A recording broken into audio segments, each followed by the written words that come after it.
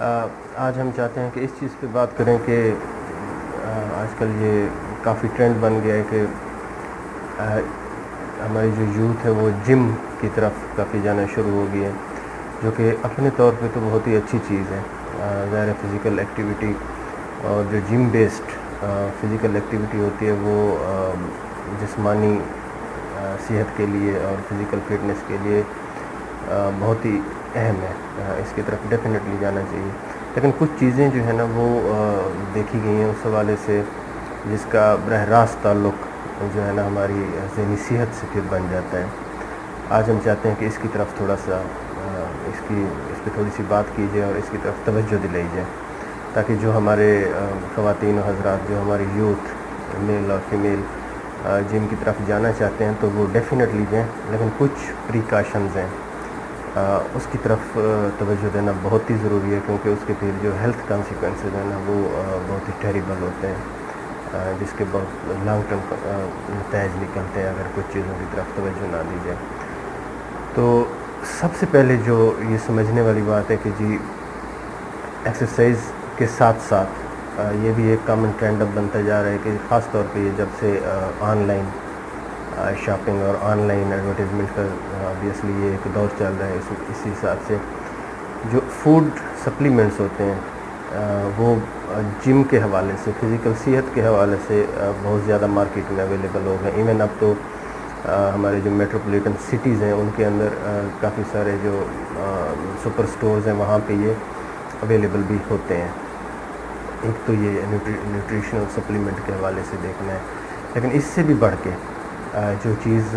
بہت زیادہ پریکٹس میں اب آنا شروع ہو گئی اور اس کی بہت زیادہ رپورٹس ہمارے پاس آ رہی ہیں۔ آبویسلی جب ہمارے پاس لوگ آتے ہیں تو وہ کسی مینٹل ہیلتھ کے حوالے سے آتے ہیں یا فزیکل ہیلتھ کے حوالے سے کوئی ایشو بنتا ہے تب بھی آتے ہیں۔ انٹل دیٹ ٹائم ظاہر سی بات ہے وہ اپنی ایک جو ان کا سرکل ہوتا ہے، زندگی ہوتی ہے، اس میں چل رہی ہوتی ہیں چیزیں، وہ ہے اسٹیرائڈ کا یوز، اور خاص طور پہ انہیں ہم میڈیکل ٹرمینالوجی کو استعمال کریں تو اینابولک اسٹیرائڈس۔ اینابولک اسٹیرائڈس کا ایک جو خاصہ ہوتا ہے، ایک جو ان کی پرائم سگنیفیکنس ہے اور جس کی وجہ سے یہ اس مارکیٹ میں خاص طور پہ باڈی بلڈنگ مارکیٹ میں بہت زیادہ ان ہے، وہ یہ ہوتا ہے کہ یہ مسل میس جو باڈی بلڈنگ میں بہت ضروری ایک انگریڈینٹ سمجھا جاتا ہے، مسل میس کو بڑھانے میں بہت ہی کلیدی کردار ادا کرتے ہیں۔ یعنی کہ جب یہ لینا شروع کریں، اینابولک کا مطلب یہی ہوتا ہے کہ جی جو انرجی ہوتی ہے وہ ایکسیسولی جا کے انرجی کو سٹور کرتے ہیں، اور فزیکل جو آپ کی میس ہے اس کو انکریز کرنے میں انرجی جو ہے نا وہ فزیکل میس میں کنورٹ ہو جاتی ہے، جس کی وجہ سے مسل میس جو ہے نا ڈرامیٹیکلی بڑھ جاتی ہے۔ آبویسلی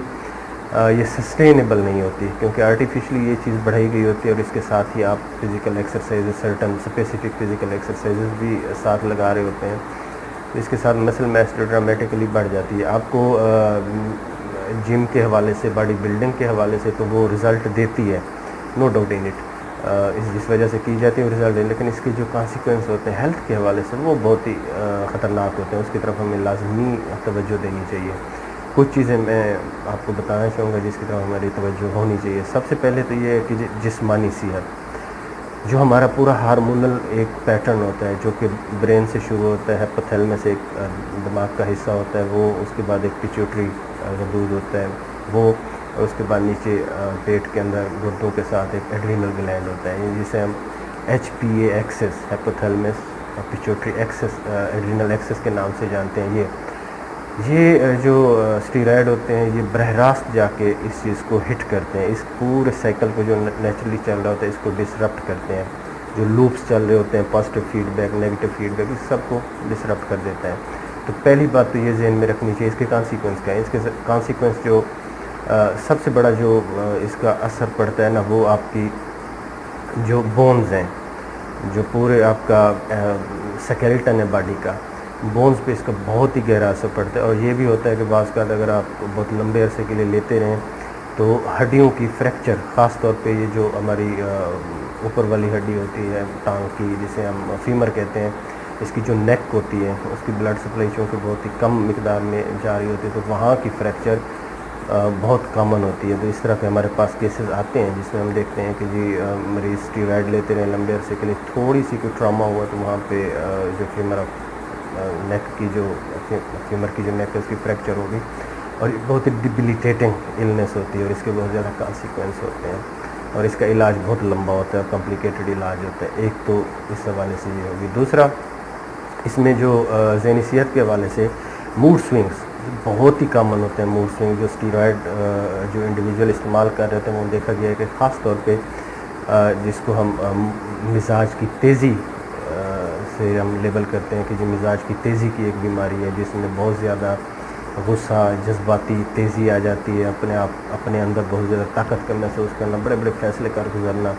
جن کے بعد میں بہت ہی تکلیف دہ نتائج نکلتے ہیں. یہ ایک چیز. لیکن اس سے بھی آگے اگر ہم چلیں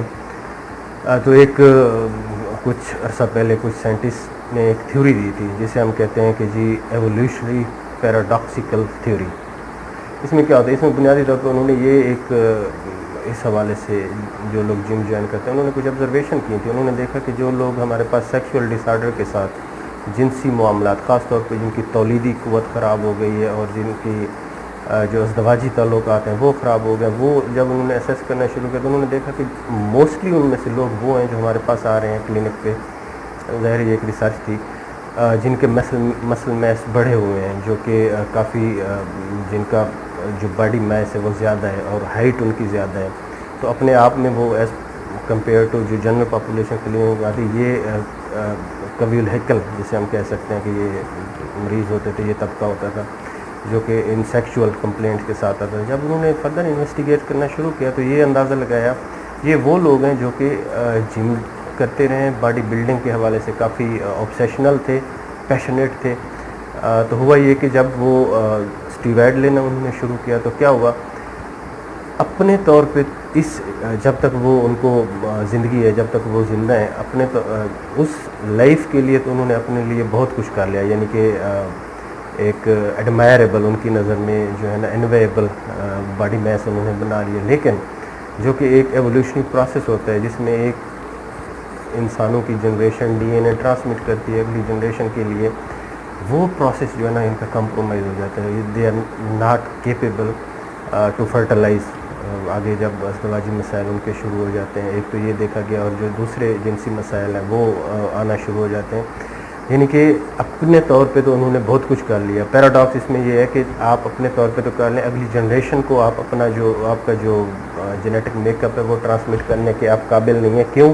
اس وجہ سے کہ اس کی کاسٹ یہ بن گئی ہے جو کہ آپ نے اپنی نسل میس بڑھائی ہے. تو اس حوالے سے بھی